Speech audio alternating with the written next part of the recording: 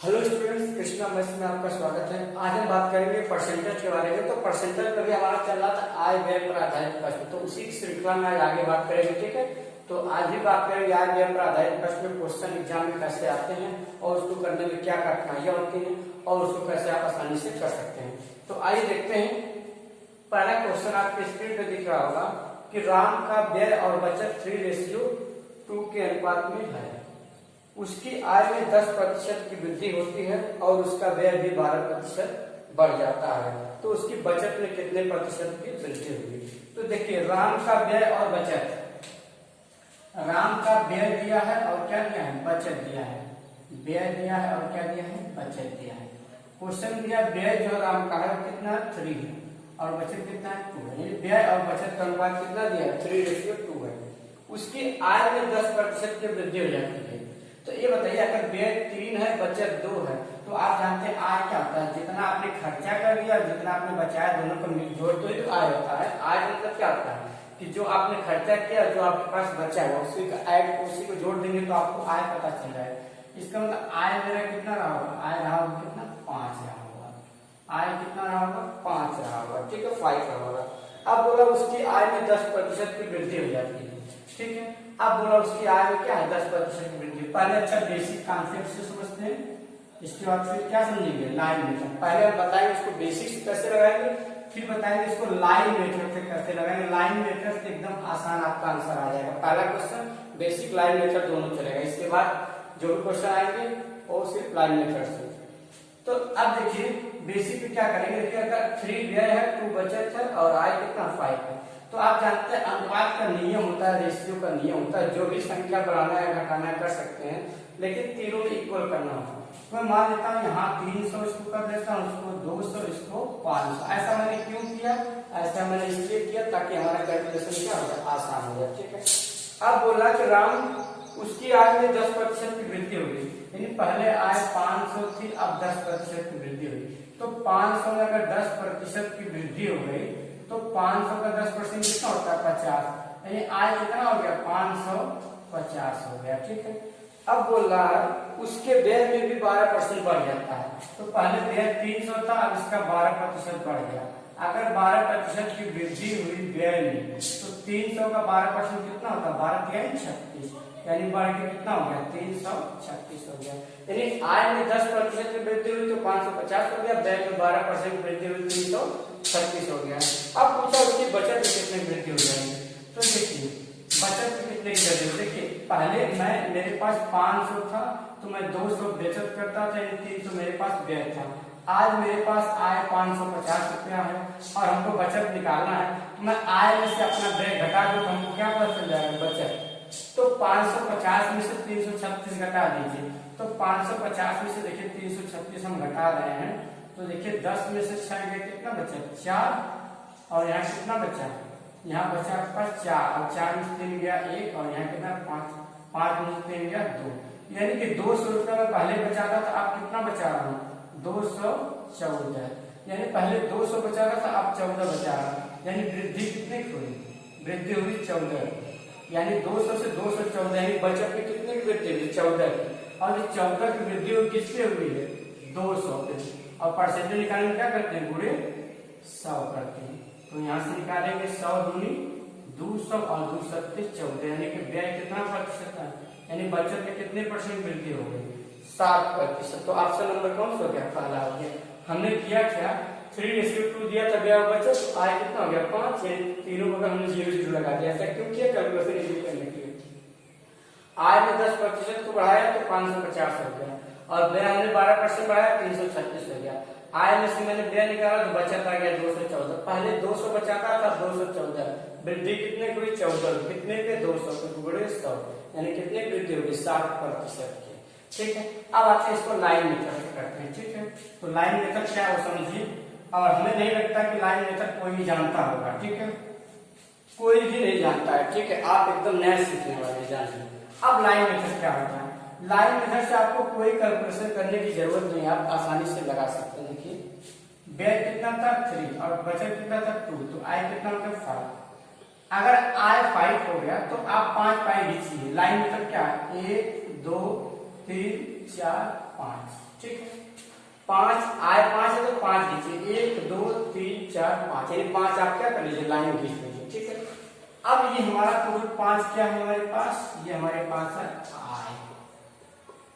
इसमें से 5 में से 3 पार्ट क्या है, व्यय है, तो 1 2 3, यानी 3 पार्ट क्या है हमारा, व्यय है, 3 पार्ट हमारा व्यय है। और बचत कितना पार्ट है, 2 पार्ट क्या हमारा, ये हमारा क्या है, बचत है। 2 पार्ट हमारा बचत है, 3 पार्ट व्यय है और पूरा 5 पार्ट क्या है, आय है, ठीक है। अब क्वेश्चन बोला आय को कितना बढ़ाया गया, 10%। अगर आय को 10% बढ़ाया गया, इसका मतलब 10% यहाँ भी बढ़ा, 10% यहाँ भी बढ़ा, 10% यहाँ भी बढ़ा, 10% यहाँ भी बढ़ा, 10% यहाँ भी बढ़ा। जब मैं सबको 5 को एक तारीख देखूंगा, पूरा देखूंगा, पूरा काउंट कर, पूरा 5 को एक तरीके से देखूंगा, तो मुझे आय दिखेगा। और 3 पार्ट इसका व्यय हुआ, 2 पार्ट बचत हुआ, तो आय में 10% की वृद्धि हुई, तो सब हमने क्या कर दिया, बढ़ा दिया, ठीक है। अब क्वेश्चन बोला उसका व्यय 12% बढ़ जाता है, जो व्यय है कितना बढ़ गया, 12%। व्यय कितना हो गया, 12% बढ़ गया, व्यय कितना बढ़ गया, 12%। ये बताइए, कमाया इसने 10 रुपया, आय इसके पास 10 रुपये थी, आमदनी का 10 रुपया, खर्चा किया 12 रुपया, कितना अधिक खर्चा किया, 2% अधिक खर्चा किया। और यहाँ भी 2% अधिक खर्चा किया, यहाँ भी 2% अधिक खर्चा किया, ठीक है ना। तो इसका मतलब यहाँ पर 6% ज्यादा खर्चा हो गया।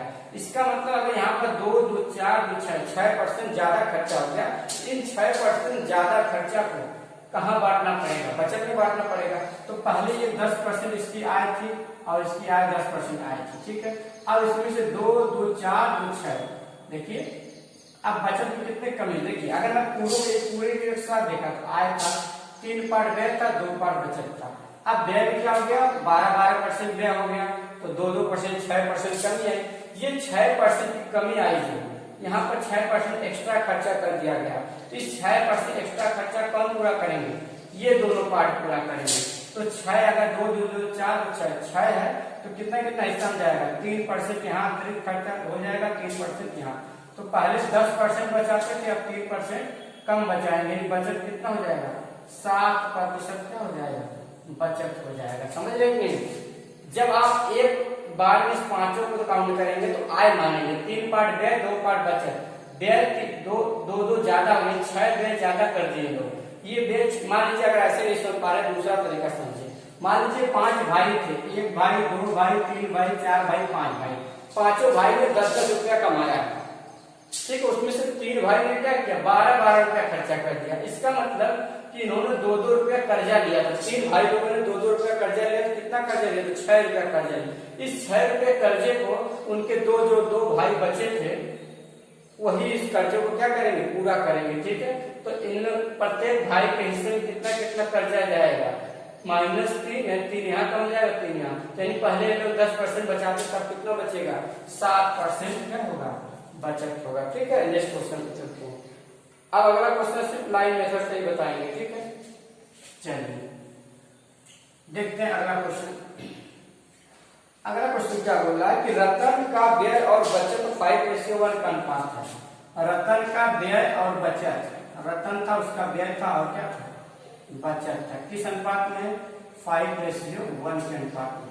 अगर व्यय और बचत 5:1 के अनुपात में, आय कितना हो गया, आय हो गया 6 हो गया, ठीक है। अब बोल रहे हैं कि उसकी वेतन में 25% बढ़ा दिया जाए, यानी उसका आय क्या कर दिया जाए, 25% बढ़ा दिया जाए। तो देखिए पहले अगर 100 वाले से करना चाहे तो कर, अगर आय 25% बढ़ा देंगे, तो अगर 516 दिया तो आप 0 बढ़ा लीजिए, इससे कोई सवाल असर पड़ने वाला नहीं। ऐसा क्यों करते हैं, क्योंकि कैलकुलेशन आसान कम कहते हैं, 0 बढ़ा दीजिए, ठीक है। अब बोला उसका वेतन 25% बढ़ा दिया जाता है, यानी पहले वेतन 600 था, 25% बढ़ा दिया गया। अगर 25% की वृद्धि की दी गई वेतन में, तो ये बताइए 600 का 25% कितना होता है, 25 छक्का 150, यानी कि 750 हो गया उसकी आय, ठीक है। अब बोल रहा और उसका बचत 15% बढ़ गया, बचत 100 था तो 15% की वृद्धि हो गई, तो इसका मतलब कितना बढ़ गया, 15 बढ़ गया, 115 हो गया।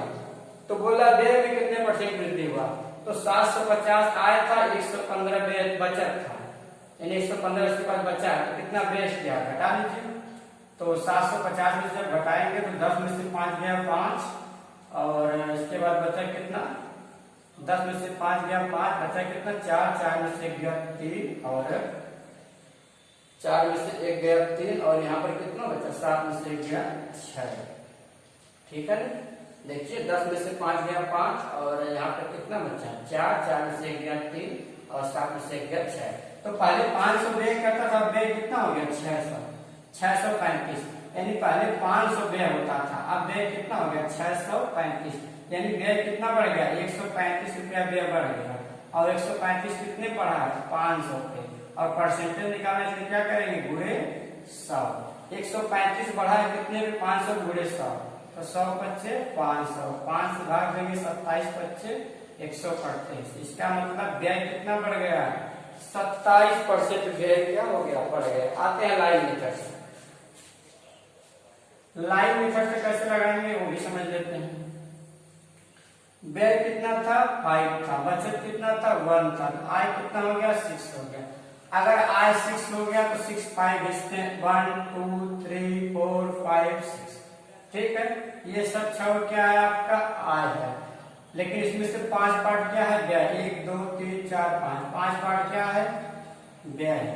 अगर 5 पार्ट व्यय है तो बचत कितना है, 1 पार्ट क्या हो गया बचत हो गया, पूरा पार्ट कितना है आय है।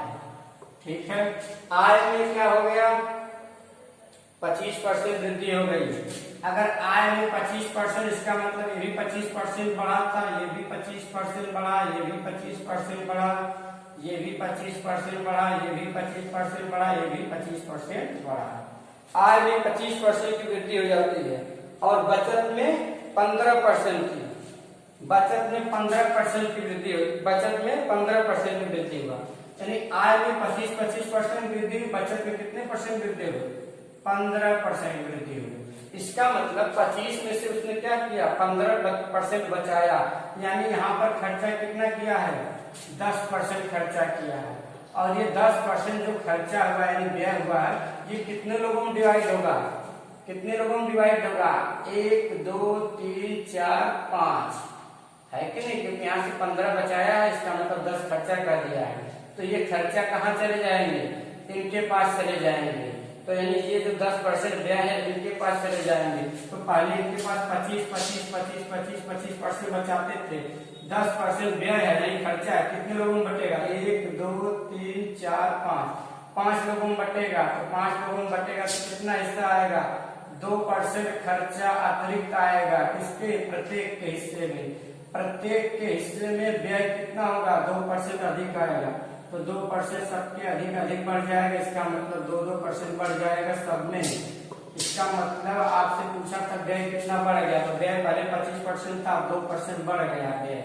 ठीक है, तो कितना व्यय हो गया 27% क्या हो गया व्यय आपका हो गया कितना 27%। ठीक है, एक दो बार वीडियो को देखेंगे तो क्वेश्चन समझ में आ जाएगा। ठीक है, पहली बार नहीं समझ आएगा, एक बार और रिपीट करके देखिएगा समझ में आ जाएगा। ठीक है, नेक्स्ट क्वेश्चन चलते हैं। चलिए नेक्स्ट क्वेश्चन चलिए दिया है, चलिए दिया रमन अपनी आय का 80% व्यय कर देता है। रमन अपनी आय का 80% व्यय करते हैं, व्यय कितना करता है 80%। अगर 80% व्यय करता है तो बचत कितना करता है 20%। तो आय कितना हो गया 100%। काट दीजिए फटाफट, 20 से कम 20, 20 चौको 80, 20 बच्चे 100, 4:1:5। इसका मतलब आय कितना है 5 है, तो 5 पार्ट 1 2 3 4 5, आय 5 है तो 5 लाइन 20 दीजिए। ठीक है, अब क्या बोल रहा है यदि उसकी आय 25% बढ़ जाती है, अगर आय 25% बढ़ जाती है तो सबका 25% क्या है बढ़ जाएगा। ठीक है, सबका 25% बढ़ जाएगा, लेकिन इसमें से व्यय कितना पार्ट है 4 पार्ट है, 1 2 3 4, 4 पार्ट क्या है व्यय है और 1 पार्ट क्या है आपका बचत है। ठीक है, तो अगर आय सबकी 25% बढ़ गया तो बढ़ा दिए। ठीक है, अब बोल रहा है और तथा उसके व्यय में 10% की वृद्धि हुई। तो व्यय में कितना वृद्धि हुआ? 10% यहाँ भी बढ़ा, 10% यहाँ भी बढ़ा, 10% यहाँ भी बढ़ा, 10% यहाँ बढ़ा। यानी 25 रुपया कमाता था, व्यय कितना कर दिया? 10 रुपया, 10 रुपया, 10 रुपया। तो यहाँ से कितना बचा? 25 में से 10 रुपया खर्चा किया, कितना बचा? 15 बचा। यहाँ से भी कितना बचा? 15% बचा। यहाँ से भी कितना बचा? 15%। यहाँ से भी कितना बचा? 15%। तो 15, 15, 30, 15, 45, 15, 60। ये 60% क्या होंगे? बच जाएंगे। तो ये जो 60% बचे हैं ये कहाँ चले जाएंगे? अगले वाले में, जो अगला वाला है। तो पहले 25% बचाता था, अब 60% और बचाने लगा। 60, 25 कितना होता है? 85। यानी बचत कितना हो गया? 85%। ठीक है। तो देखिए क्या होगा, आय में 25 फिर समझा देते हैं, देख लीजिए। आय कितना था? 5 था। 1, 2, 3, 4, 5। ठीक है। व्यय कितना था? 4 था। 1, 2, 3, 4। व्यय कितना है? 4 पार्ट। तो बचत कितना हुआ? 1 पार्ट। पूरा एक निगाह हम देखेंगे तो क्या दिखेगा हमको? आय दिखेगा। आय में कितने की वृद्धि हुई? 25% की। तो 25%, 25%, 25%, 25%, 25%। इसके बाद बोला व्यय में कितने परसेंट वृद्धि हुई? 10% की। अगर व्यय 10% हुआ तो इसका मतलब 25 आया था, 10 खर्चा किया, कितना बचाएगा? 15%। इसी प्रकार यहाँ भी 15% बचेगा, यहाँ भी 15%, यहाँ भी। तो 15, 15, 30, 15, 45, 15, 60। ये 60% जो बचत है वो किसमें जाएगा? अगले वाले में जो बचा है। तो पहले 25% में बचाता था, अब 60% और बचाने लगा। कितना बचत हो गई? 85% क्या हो गई? बचत हो गई। दोस्तों आज के लिए बस क्या है, इतना ही है। ठीक है। इसके बाद नेक्स्ट वीडियो में बात करेंगे। ठीक है। जैसा वीडियो लगे आप बताइए कमेंट करके आपको कैसा लग रहा है। ठीक है। अगर आपको थोड़ा नहीं समझ में आएगा तो आप कमेंट करके बताइए सर ये बात हमको नहीं समझ में आई, तो मैं अगले वीडियो इस टाइप क्वेश्चन 1-2 और करा दूंगा। ठीक है दोस्तों, आज के लिए बस इतना ही। धन्यवाद।